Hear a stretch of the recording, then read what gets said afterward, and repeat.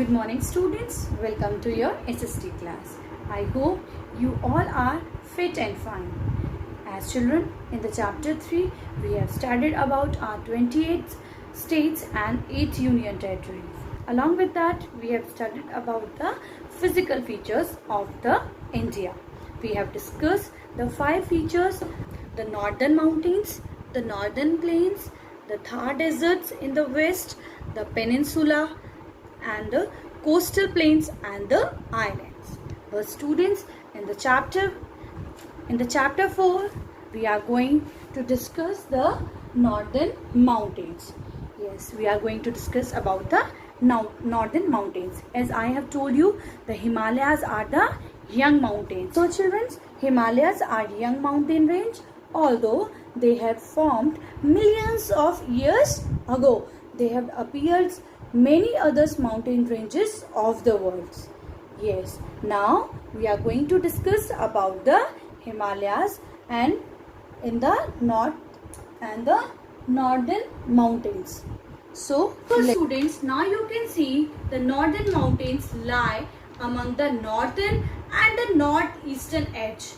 As you can see in this India's map, most of the mountain ranges are in the northern sides, and these are extending towards the eastern side, eastern edge also. And this northern mountains consist of several parallel ranges. As you can see the parallel ranges, the Himadri is parallel to Himachal and Himachal is parallel to Shivalik. So these are parallels to each others, and the main among them are the Karakoram, Himalayas and the Purvanchal. So you can see the Karakoram also and the Himalayas. These are the different parts of the Himalayan ranges. This we will discuss later on, but now these are the Himalayas ranges, and the Purvanchal is to the western edge, as you can see here. As you can see, this Karakoram is to the Ladakh region. As you can see, I have drawn the Indus River also. This is separating, Indus River is only separating the Karakorams and the Himalayas. And here the Siachen Glacier is there, which is the greatest or which is the longest glacier in the world. So now let's come to the Himalayan ranges. Yes, we come to the Himalayan ranges. The three Himalayan ranges are the Himadri. Number 1 is the Himadri, the greatest Himalayas, where the big Himalayas are there. These are the Himadri, and we call them the greater Himalayas too. The next one is the Himachal or the middle Himalayas. As you can see, the Himachal Pradesh is also here. So this is the Himachal. These ranges are known as Himachal ranges or the middle Himalayas. The number 3 is the Shivalik, which comes down to the Himachal. So to that we say is the outer Himalaya. Now let's discuss them with the brief. Thus, the Himadri is the northmost range of the Himalayas, and it is the highest 3 ranges. अब इन तीनों में से सबसे highest ranges कौन सी हो गई? That is the Himadri. This Himadri consists of the highest peaks like Kanchenjunga, Annapurna and the Nanga Parvat. And the Kanchenjunga which is situated in this Himadri region, is the highest peak in the India. It's almost about 8,586 meter at the height, and this Himadri region is almostly covered with the snow. And the word Himalaya means the abode of snow in the Sanskrit.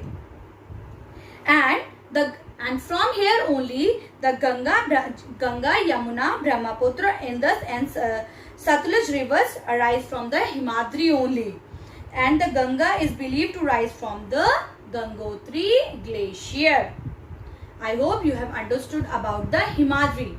Now we are going to the Himachal.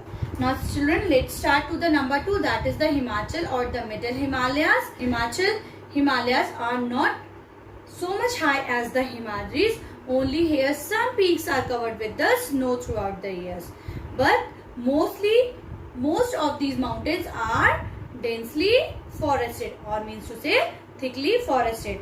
And due to the thickly forested, they makes the pleasing climates and beautiful scenery, which makes the Himachal range the popular tourist destination. As you can see, the many tourist places in this Himachal ranges such as Sonmarg, Shimla, Mussoorie, Nainital, Darjeeling, all are located in this Himachal. The Shivalik is the lowest of the Himalayan range, yani ki it comes on the third number, and it is also known as the outer Himalayas. From here the Himalayas finish, and this range covers the mostly thick forest, and many wild animals live here. Due to the thick forest, the animals can easily live here. And here is a narrow strip of marshy lowland that is also called as Terai. After the Karakoram, the Himalayas and the Himalayas, now we are going to discuss about the Purvanchals. So you can see the Purvanchal here.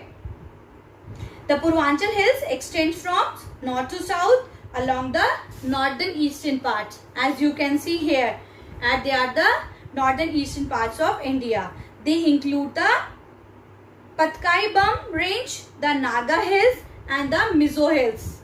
Those hills much lower than the Himalayas. ये ranges जो होती है Himalayas से भी, these are the lower in size. So students, you must have understood about the northern mountains, which are divided into threes: the Karakoram, the Himalayas and the Purvanchals. These Himalayas is also again divided into the three parts, that is the Himadri, the Himachal or the Shivalik.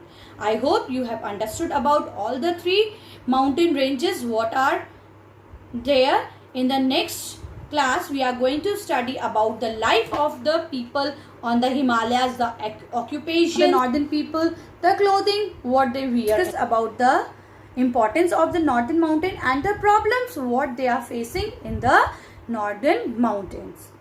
So stay safe, stay home. Thank you.